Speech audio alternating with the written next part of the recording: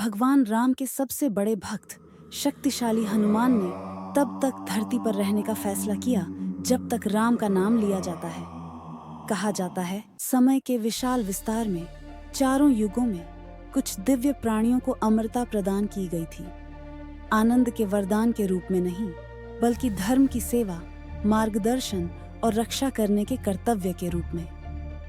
वे चिरंजीवी हैं, शाश्वत प्राणी जो कलयुग में भी हमारे बीच विचरण करते हैं। लेकिन ये चिरंजीवी कौन है और अंधकार और अराजकता के इस युग में वे क्या भूमिका निभाते हैं? आइए हम हिंदू परंपरा के महान अमर नायकों और कलयुग में उनके नियत उद्देश्य का पता लगाएं। एक बार गुरु द्रोणाचार्य के पराक्रमी पुत्र अश्वत्थामा ने कुरुक्षेत्र के महान युद्ध में युद्ध लड़ा, लेकिन क्रोध में अंधे होकर उसने उत्तरा के अजन्मे बच्चे पर घातक ब्रह्मास्त्र छोड़ दिया। इसके लिए भगवान कृष्ण ने उसे घायल और पीड़ित होकर पृथ्वी पर भटकने का श्राप दिया, जब तक कि समय का अंत न हो जाए।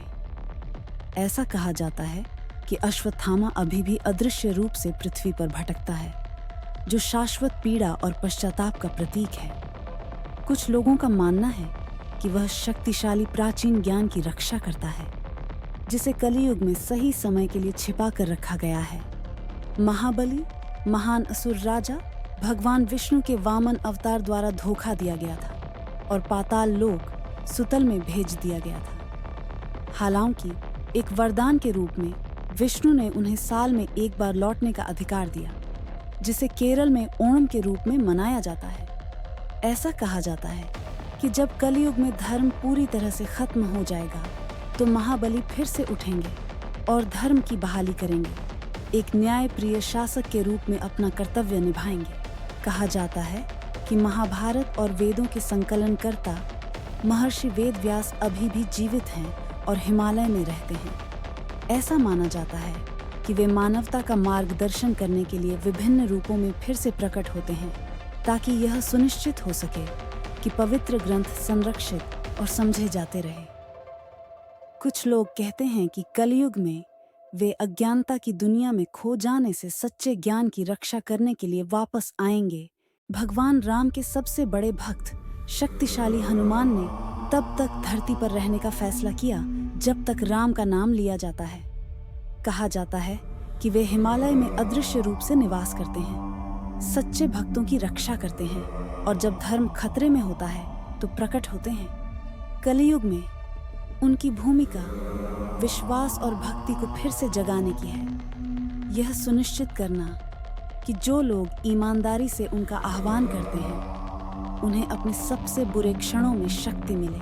भगवान विष्णु के छठे अवतार परशुराम अमर योद्धा अर्ष के रूप में पृथ्वी पर विचरण करते हैं।